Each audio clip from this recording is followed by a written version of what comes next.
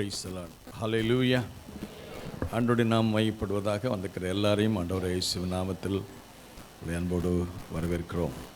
இந்த காலை ஆராதனையிலும் கூட லூக்கா எழுதின சுவிசேஷம் 10ஆம் அதிகாரம் எல்லாருக்கும் தெரிந்த ஒரு வேத பகுதி தான். 10ஆம் அதிகாரம் 25ஆம் வசனம் முதல் 37ஆம் வசனம் வரைக்கும் உள்ள ஒரு சம்பவம், சமாரியன். இந்த சம்பவம் நாம் பல முறை இந்த வேதத்திலே வாசித்திருக்கிறோம். ஒருவேளை நீங்கள் பிரசங்கம் செய்திருக்கலாம். நானே பல முறை இதை குறித்து பிரசங்கம் பண்ணியிருக்கிறேன். ஆனால் இன்றைக்கு இந்த வார்த்தையின் மூலமாக கர்த்தர் நம்மோடு பேச திறந்த உள்ளத்தோடு இருப்போமாக. இந்த வேதபதி நீங்கள் வாசித்து பார்க்கும்போது எல்லாருக்கும் தெரிந்த ஒரு வேதபதி தான்.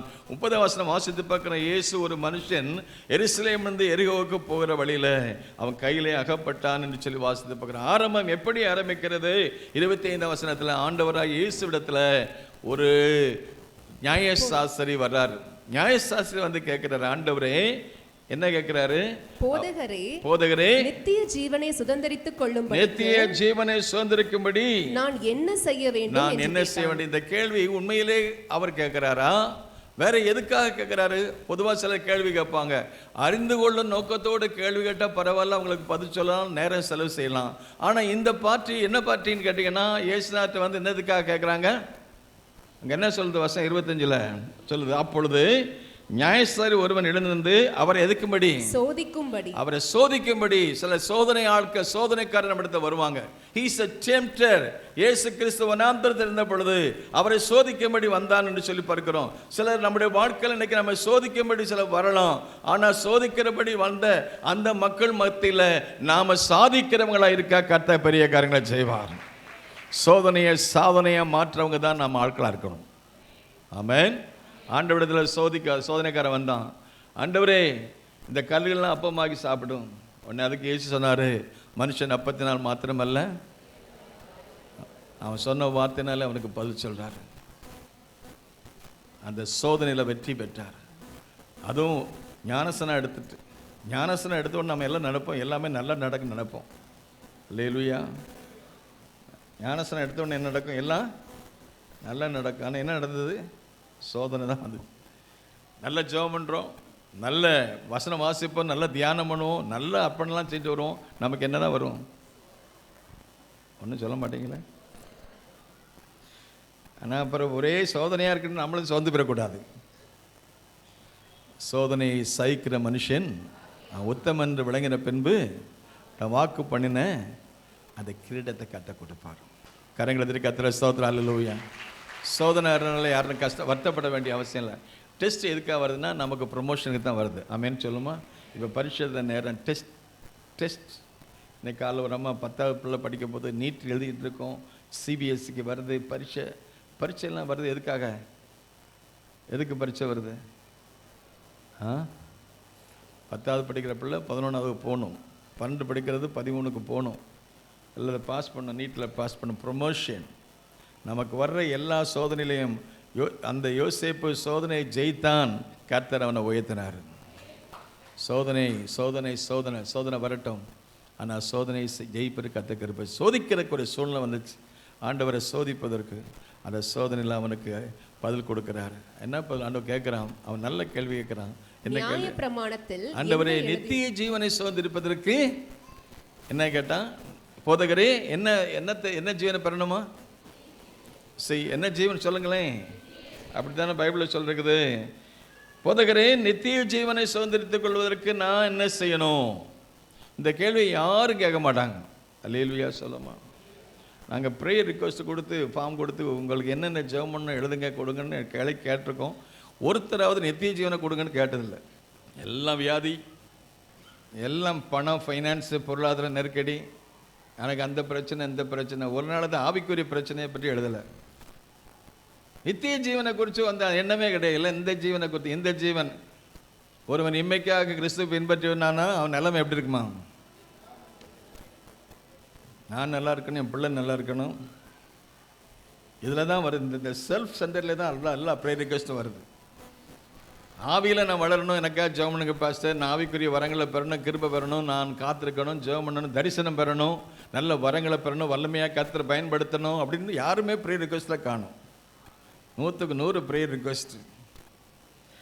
ஆண்டவரே எங்க கண்களை திறங்க ஆண்டவரே. நித்திய ஜீவனை, எட்டர்னல் லைஃப்.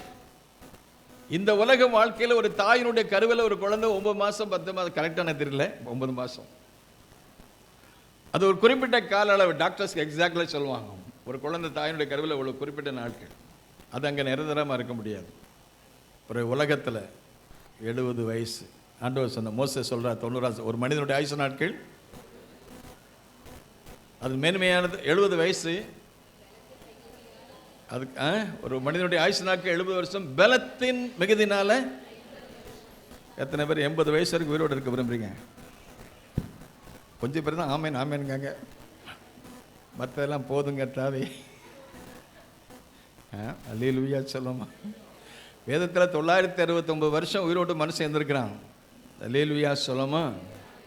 அவன் 969 வருஷம் உயிரோடுனா அவங்க தாத்தா ஏனோக்கு ஆண்டவரோட நடந்தார். நீங்கள் ஆண்டவரோடு நடந்தால் உங்கள் பேர பிள்ளைகளுக்கு நல்ல தீர்க்காயுசு கிடைக்குமா?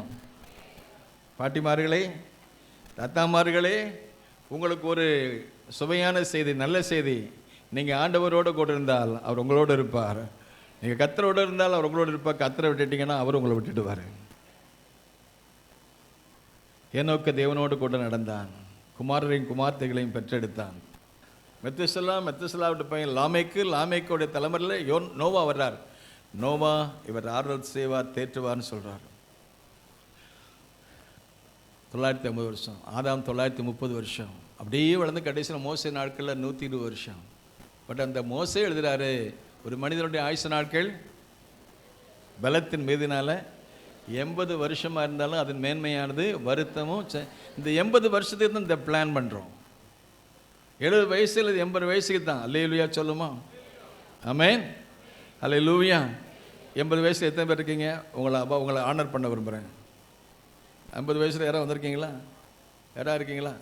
பிரைஸில் ஐயா கூட்டம் முடிஞ்சோடனே பாருங்க, உங்களுக்கு பொன்னாடை போத்துறோம். அப்போ என் ஸ்தோத்திரம், அல்லேலூயா. அவருக்கு பக்கத்தில் சர்ச்செல்லாம் இருக்குது. சொல்லுவார், நாங்கள் பீஸுக்கு தான் போவேன்னு சொல்லி. கர்த்தருக்கு ஸ்தோத்திரம். ரொம்ப தூரத்தில் வர்றாரு. தேங்க்யூ ஐயா. ஆமென். வேற ஒரு ஆள் தான் 80 வயசு இருக்காங்களா? மற்றவங்கெல்லாம் எத்தனை பேர் இன்னும் அந்த வயசு 90 வயசாக இருக்க விரும்புகிறீங்களா? 100 வயசாக இருக்கு என்ன? அங்கே ஒரு இருக்கா? கர்த்தருக்கு ஸ்தோத்திரம். கூட்டம் முடிஞ்சோடனே உங்களுக்கு ஆனர் பண்ணுறேன். சரி, இந்த உலக வாழ்க்கை ஒரு எல்லைக்கு உட்பட்ட வாழ்க்கை. இது is not a permanent life. உலகம் என்பது இந்த உலகம் 70 வருஷமா 80 வருஷமா இல்லை. இந்த உலக வாழ்க்கை சொல்லும்போது காலையில் உதிக்கிற சூரியன் மாலையில் மறைந்து போகுது. பூவை போல புல்லை போல இருக்கிற ஒரு வாழ்க்கை. இந்த உலக வாழ்வுக்கு தான் இன்னைக்கு நம்ம முன்னுரிமை கொடுக்குறோம். ஆனால் இதை விட ஆண்டவராகிய இயேசுவை நாம் ஏற்றுக்கொள்ளும்போது நமக்கு அவர் கொடுக்கிற பெரிய மாபெரும் பரிசு, பாவத்தின் சம்பளம் தேவனுடைய கிருபை வரமோ, நம்முடைய ஆண்டவராகிய இயேசு கிறிஸ்துவினால் உண்டான நித்திய ஜீவன். Eternal life means there is no beginning, there is no end.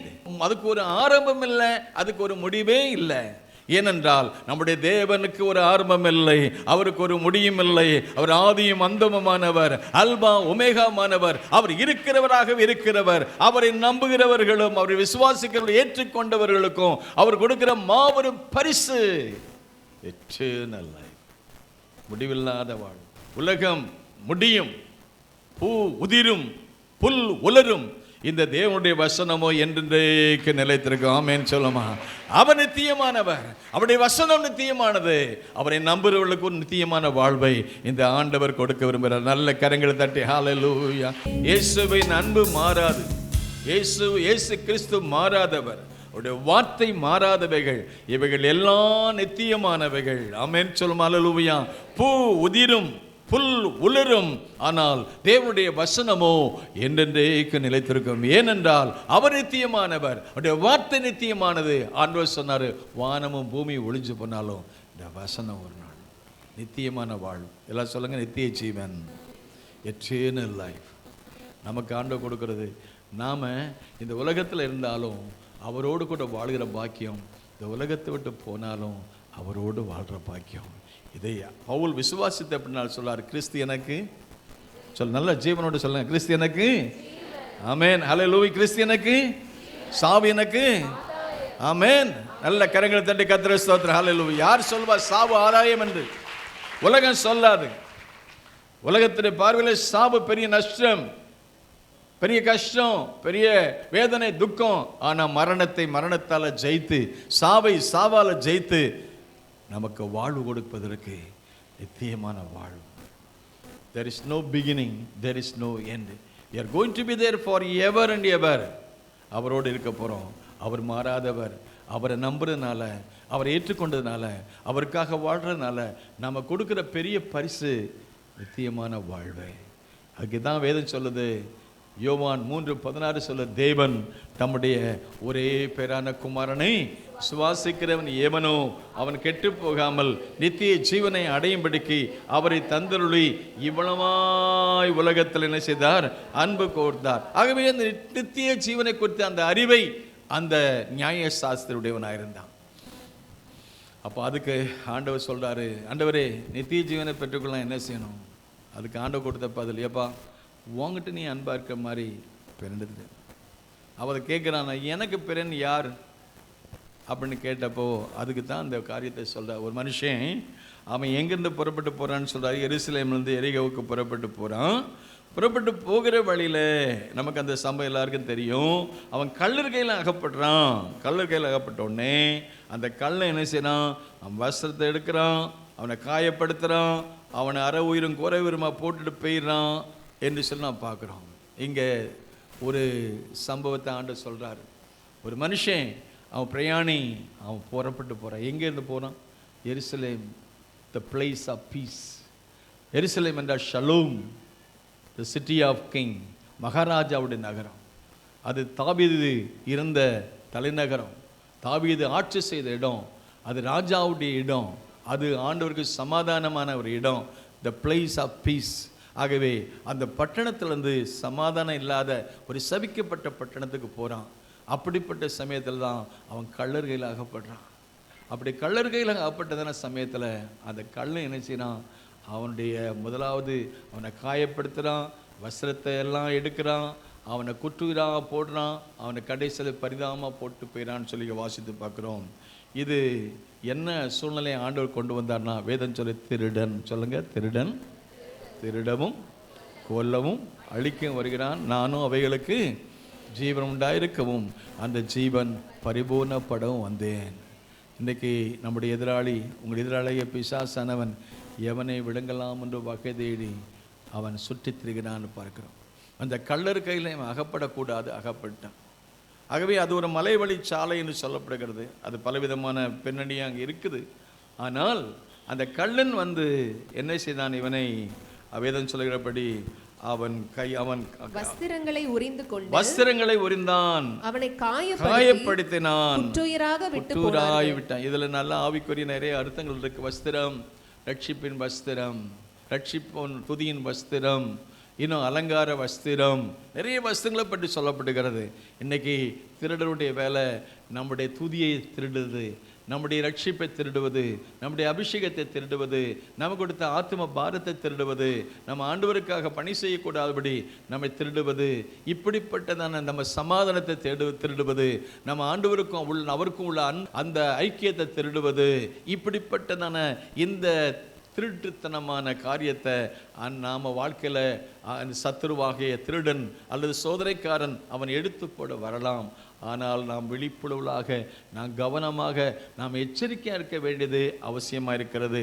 ஆகவே ஆண்டவருடைய வார்த்தை நமக்கு சொல்கிறது, உனக்கு உண்டானதை நீ எப்போதும் பற்றி கொண்டிரு. அல்லேலூயா சொல்லுமா? உனக்கு கொடுத்த ரட்சிப்பை காத்துக்கொள், உனக்கு கொடுத்த அபிஷேகத்தை காத்துக்கொள், உனக்கு கொடுத்த கிருபையை காத்துக்கொள், உனக்கு கொடுத்த revelation gifts of the Holy Spirit, கர்த்தர் கொடுத்த வெளிப்பாடு, அந்த வரங்களை காத்துக்கொள்ளும்படி ஆண்டவர் நமக்கு உதவி செய்வாராக. ஆமென். எனக்கு தந்த ஒன்றையும் ஏசா தனக்கு அந்த சேஸ்திரபாரத்தை இழந்து போனான், சவுல் தன்னுடைய ராஜ்ய பாரத்தை இழந்து போனான். ஆகவே புதிய ஏற்பாடு சபைக்கு சொல்லும் போது, உனக்கு உண்டானது நீ பற்றி கொண்டிரு, உனக்கு உண்டானது ஒருவனும் எடுத்துப்படாதபடி நீ அதில் கவனமாய் விழிப்பாயிரு என்று சொல்றாரு. முதல் நூற்றாண்டு சபைக்கு சொல்லும் பொழுது, உனக்கு உண்டானதை பற்றி கொண்டிரு. தேவன் தந்த ரட்சிப்பை, அபிஷேகத்தை இழந்து விடாதபடி கர்த்தர் காத்து கொள்ளுவாராக. திருடன் அவன் திருடுவதற்கு. அவனுடைய பிலாசபி எப்போதும், நான் பலமுறை பிரசங்கம் பண்ணிக்கிறேன், ஒரு திருடனுடைய பிலாசபி, அவனுடைய தத்துவம் என்னன்னு கேட்டால், உன்னுடையதெல்லாம் என்னுடையது, உன்னுடைய வீடு என்னுடையது, உன்னுடைய பொருள் என்னுடையது, உன் பணம் என்னுடைய பணம், உன்னுடைய குடும்பம் என்னுடைய குடும்பம். ஆகவே அவனுடைய மற்றவங்களுடைய காரியத்தில் தான் அவங்க எடுக்க, கெடுக்க, அழிக்க அவன் விரும்புவான்.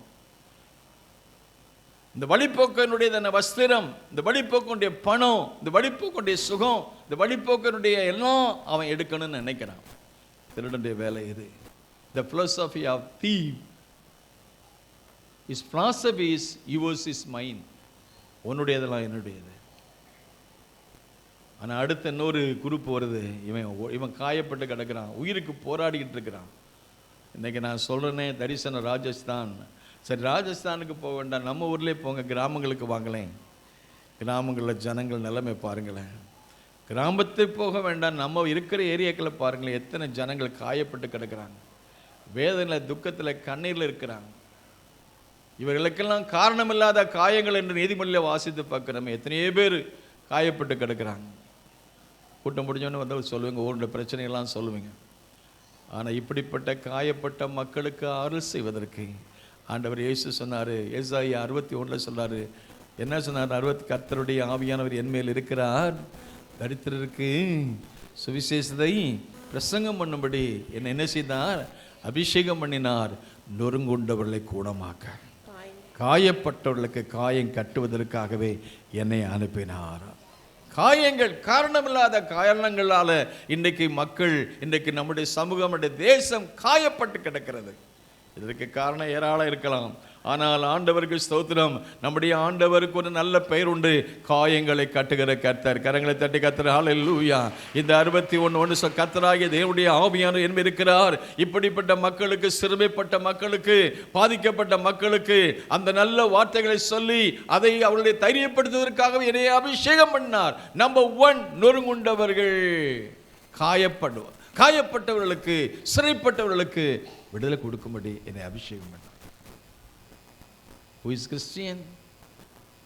Those who believe Christ, those who belongs to Christ, those who behaves அவரை போல. காயப்பட்ட மக்களுக்கு அவரை போல. காயப்பட்டு கிடக்கிற மக்கள் ஏராளம், குற்றூராய் கிடக்கிற மக்கள் ஏராளம். ஆனால் இப்படிப்பட்ட மக்களுடைய மத்தியில் ஒரு ஆசாரியம் போகிறான், லேவியம் போகிறான்.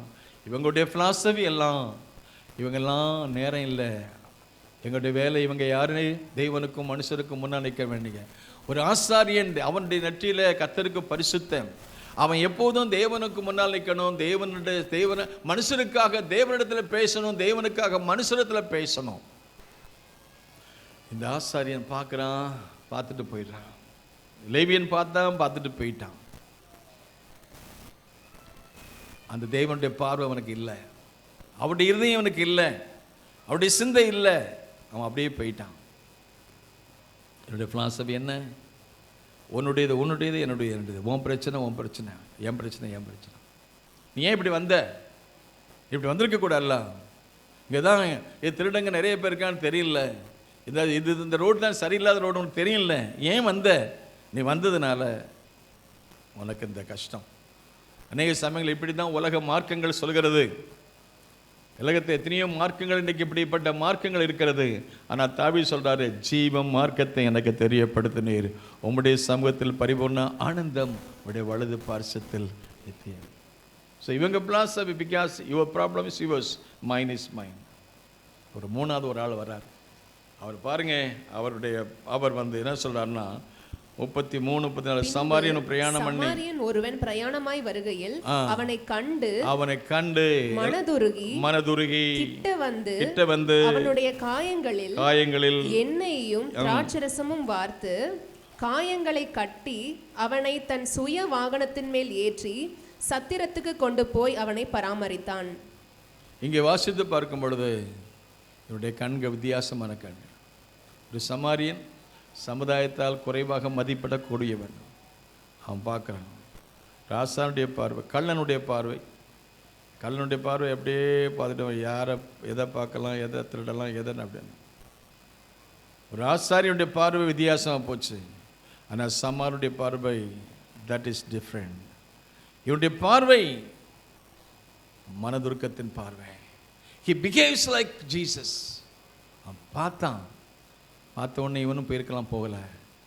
இவனும் பிடிக்கிருக்கலாம், பிடுங்கலை. ஆனால் பார்வை வித்தியாசம். உங்களுடைய பார்வை இன்னைக்கு எப்படி இருக்குது? ஒரு மனுஷன் உதவியற்ற நிலைமையில், ஒரு மனுஷன் தேவையோடு இருக்கிற சமயத்தில், ஒரு மனுஷன் கண்ணீரோடு கலங்கி உயிருக்காக போராடிக்கிற சமயத்தில் அந்த சமாரியனை பார்த்தான். இவன் பார்வையை பாருங்க. பார்த்தான், ரெண்டாவது பக்கத்தில் போனான், கண்டான், மனதுருகினான். Do you have such an anointing? Do you have such an attitude of our Lord and Savior Jesus? அவருடைய மனதுருக்க திரளான ஜனங்களை கண்டு மனதுருகினார். எனக்கு சித்தம் உண்டு, உனக்கு சுத்தமாகன்னு சொன்னார். The same concern, compassion. சமாரியன் பார்த்தான், கண்டு, moved with compassion, came to him. வந்தான், கிட்ட வந்தான். அப்புறம் செய்யறான், காயத்தெல்லாம் கட்டுறான். அல்லேலூயா சொல்லுமா. எத்தனை பேர் இந்த காயம் கட்டுற வேலையெல்லாம் இருக்கிறோம்? சிலர் காயப்படுத்துவாங்க. காயப்படுத்துகிற கூட்டம் ஒன்று இருக்குது, ஆனால் காயம் கட்டுற ஒரு கூட்டம் இருக்குது. அன்னை திரேசா பற்றி சொன்னதான காரியம் என்னன்னு கேட்டிங்கன்னா, இந்த அம்மா நிறைய பேரை மதம் மாற்றுறாங்க. ஆகவே இவங்களை இந்த தேசத்தை விட்டு அனுப்பிடணும். இவங்க வெளிநாட்டிலேருந்து வந்து நம்ம தேசத்தில் மதம் மாற்றம் செய்கிறாங்க. ஒரு கமிஷன் போட்டாங்க. கமிஷன் போட்டு அதை போய் இந்த அம்மா என்ன செய்யறான்னு பார்க்க போனாங்களாம். பார்க்க போன சமயத்தில் இந்த அம்மா இந்த தேசத்தில் உள்ள, நம்முடைய தேசத்தில் உள்ளதான பிணியாடிகள், முக்கியமாக குஷ்ரோகிகளுடைய அந்த அழுகின அந்த காயங்களை அவங்க கட்டி, அந்த காயங்களை துடைத்து, அந்த காயங்களுக்கு எண்ணெய் வார்த்து, அந்த காயங்களுக்கு தேவையான மெடிக்கேஷன் கொடுத்து அவங்களையும் வாழ வச்சாங்களே. அப்போ தான் அந்த கமிஷன் போட்ட ஆட்கள் யாரெல்லாம் அவங்களுக்கு விரோதமாக எழுப்பினாங்களோ அவங்க போய் சொன்னாங்க, இந்த அம்மா செய்கிற சேவை நீங்கள் நானும் செய்ய முடியாது. இந்த அம்மாவை நாம் அனுப்பிடலாம், நான் இவங்க செய்கிற சேவை யார் செய்வோம்? She moved with compassion. அந்த அம்மா அவங்க சொன்னது, இந்த மனதுருக்கத்தை எனக்கு தந்த தேவன் என் ஆண்டவர் இயேசு திரளான ஜனங்களை கண்ட மனதுருகினால I want to behave like my Jesus. அதை கட்டினாங்க, ஆண்டோடைய நாமத்தை மையப்படுத்தினாங்க. இன்றைக்கி காயப்பட்டு கிடக்கிற மக்களுக்கு, தேவையுள்ள மக்களுக்கு, அது பாளையங்கோட்டில் இருக்காங்க, சமாதானபுரத்தில் இருக்காங்க, தமிழ்நாட்டில் இருக்கிறாங்க, இந்தியாவுடைய உலகத்தின் பல பகுதியில் இருக்கிறாங்க. இப்படிப்பட்ட மக்களுக்கு யாரை நான் அனுப்புவேன்? யார் எனது காரியமாய் போவார்? கோ அசின். அதை விட முதலாவது ஜனங்களுக்காக கண்ணீர் விட்டு, கெத்செமனே தோட்டத்தில் கண்ணீர் விட்டு கதறி அழுதாரு. பலத்த சத்தத்தோடு, விண்ணப்பத்தோடு, கண்ணீரோடு அழுது ஜெபித்தாரேன். எல்லாம் ஒரு மனுஷனும் கெட்டு போகக்கூடாது. ஆகவே இப்படிப்பட்ட தரிசனத்தை கத்த கொடுப்பாராக. ஆகவே அந்த சமாரியன் போய் அவன் பக்கத்தில் போனான். அவன் வந்து காயங்கட்டினான்.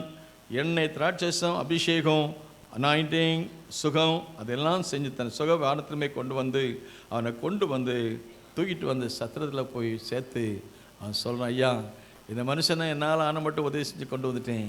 சத்திரக்காரன் அங்கே உள்ள சபையின் பாஸ்டர். ஆகவே அவர்கிட்ட கூட சேர்த்து, இந்த பையனை பார்த்துக்கோங்க, அதிகமான செலவு செய்ய, என்கிட்ட இருந்தெல்லாம் கொடுத்தேன். அவனுடைய ஃபிலாசபி எது? அந்த மைண்ட் இஸ் யுவர்ஸ், என்னிடத்தில் இருந்தெல்லாம் உனக்கு. இதான் த ஃபிலாசபி ஆஃப் ஜீசஸ். அவருக்கு இருந்ததெல்லாம் வானத்தின் மேன்மையை வரலோகத்தை விட்டு பூலோகத்தில் இறங்கி வந்து அவர் கடைசி சொட்டு ரத்தத்தையும் நமக்காக கொடுத்து, நத்திங் இஸ் வித் மீ, கடைசி எனக்கு ஒன்றும் இல்லை கொடுக்கறதுக்கு, எல்லாத்தையும் கொடுத்து கடைசியில் நமக்காக ஜீவனையும் கொடுத்தாரு. ஆகவே ஆண்டவருக்கு ஸ்தோத்திரம். அந்த ஆண்டவர் நமக்கு ஒரு நல்ல முன்மாதிரி வச்சுக்கிறாரு. நாமும் அவருடைய பணியை செய்கிற இந்த நாட்களில் நமக்கு உண்டான எல்லாவற்றையும், மைன் இஸ் யுவர்ஸ், எல்லாவற்றையும் கர்த்தருக்கென்று பிதாவாகிய தேவனுக்கு முன்னால் ஆண்டவர் இயேசு கொடுத்தது போல நம்மையும் அர்ப்பணிப்போம். அந்த சத்திரக்காரனை கொண்டு போய் கொடுத்து, ஐயா இவனை பார்த்துக்கோங்க, கவனிச்சுக்கோங்க, இவனுக்கு இது நாங்கள் அதுக்குமா தண்டத்திருந்த பணத்தையும் கொடுத்துட்டு இதுக்கு மேலே செலவு செய்தால் நான் மறுபடியும் வருவேன். ஆமேன்னு சொல்லுமா, அல்லேலூயா சொல்லுமா. இந்த ஆண்டவர் நிமித்தம் இந்த கர்த்தர் நிமித்தம் நாம் பணிவிடை செய்யும்போது புற்றுயிராக கிடக்கிற மக்களுக்கு, பாதிக்கப்பட்ட மக்களுக்கு, காயம்பட்ட மக்களுக்கு இந்த அன்பின் செய்தியையும் இந்த வசனத்தையும் கொண்டு சென்று, இந்த ஆறுதலான செய்தியை கொண்டு சென்று ஆண்டவருடைய நாமத்தில் நாம் போகும்பொழுது வேதம் நமக்கு சொல்கிறது, இந்த சுவிசேஷத்தை சுமந்து சென்ற பாதங்கள் மலைகளின் மேல் எவ்வளவு அழகாக இருக்கின்றன. இந்த பணியை செய்வதற்கு என்னுடையதெல்லாம் உன்னுடைய சொல்லி கொடுத்துட்டு கடைசியில் இருக்கலாம் கொடுத்துட்டு நான் மறுபடியும் வருவேன். இனி இவனுக்காக என்னத்தையாவது எங்கே செஞ்சாலும் ஐ வில் ரீஎம்பர்ஸ் இட். நம்முடைய ஆண்டவராக இயேசு சீக்கிரம் வரப்போகிறார். எத்தனை விசுவாசிக்கிறீங்க? ஆமேன்னு சொல்லுமா? அல்லேலூயா. I will come again. அவன் நான் ஆண்டு வரும்போது என்ன செய்வேனா, இதோ சீக்கிரமாய் வருகிறேன், அவனவனுக்கு நான் அளிக்கும் பலன் என்னோட கொள்வது. ஹல்லேலூயா. ஆமேன்னு சொல்லுமா? நம்மை அர்ப்பணிப்போம், ஜெபத்துக்கென்று அர்ப்பணிப்போம், இந்த சுவிசேஷத்தை கொண்டு செல்வதற்கென்று அர்ப்பணிப்போம், நமக்கென்று எதையும் வைக்காமல் எல்லாவற்றையும் கர்த்தருக்கென்று அர்ப்பணிப்போம். ராஜா வருவார், வரும் நாளிலே மகிழ்ந்திருப்போம். எல்லாரும் ஜெபிக்கலாமா? ஹல்லேலூயா. அவர் வரும் நாளிலே என்னை கரமசைத்து அன்பாய் கூப்பிட்டு சேர்த்து கொள்வார். அவர் வரும் நாளிலே என்னை கரமசைத்து அன்பாய் கூப்பிட்டு சேர்த்து கொள்வார். அவர் வரும் அவருடனே வாடி பாடிய மகிழ்ந்திடுவே. அவர் சமூகமதில் அங்கே அவருடனே வாடி பாடிய மகிழ்ந்திடுவே. ஆனந்தமே பரமானந்தமே, இது மாபெரும் பாக்கியமே. ஆனந்தமே பரமானந்தமே, இது மாபெரும் பாக்கியமே. இந்த பாதலத்தில் சொந்தக்காரரவர், இந்த உள்ளத்தில் சொந்தமானார். இந்த பாதலத்தில் சொந்தக்காரரவர், இந்த உள்ளத்தில் சொந்தமானார். எந்த சூழ்நிலையும் அவர் அன்பினின்று என்னை பிரிக்காது காத்துக் கொள்வார். எந்த சூழ்நிலையும் அவர் அன்பினின்று என்னை பிரிக்காது காத்துக் கொள்வார். என்னை நம்பியவர் தந்த பொறுமகனை அவர் வரும் வரை காத்துக் கொள்வேன். என்னை நம்பியவர் தந்த பொறுமகனை அவர் வரும் வரை காத்துக் கொள்வேன். ஆனந்தமே பரமானந்தமே, இது மாபெரும் பாக்கியமே. ஆனந்தமே பரமானந்தமே, இது மாபெரும் பாக்கியமே. இந்த பாதலத்தில் சொந்தக்காரர், எந்த உள்ளத்தில் சொந்தமானார்.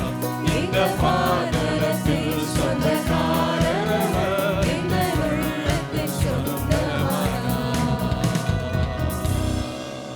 தகப்பனே, அறுப்பு மிகுதி, வேலையாட்களோ கொஞ்சம். அறுவடைக்கு எஜமான ஆட்களை அனுப்பும்படி வேண்டிக் கொள்ளுங்கள். தேசம் அறுவடைக்கு ஆயத்தமாக இருக்கிறது.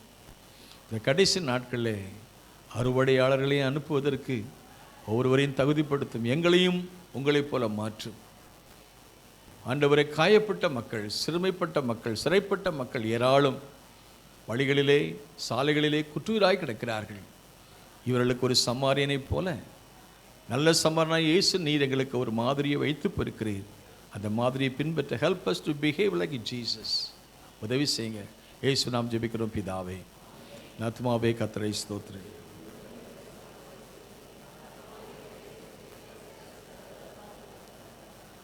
நம்முடைய கர்த்தராகிய இயேசு கிறிஸ்துவின் கிருபை, பிதாவாகிய தேவனுடைய அன்பு, பரிசுத்த ஆவியானுடைய ஐக்கிய சந்தோஷ சமாதானம் நம் அனைவருக்கு இருப்பதாக. God bless you all. கர்த்தர் உங்களை ஆசீர்வதிப்பார். Thank you.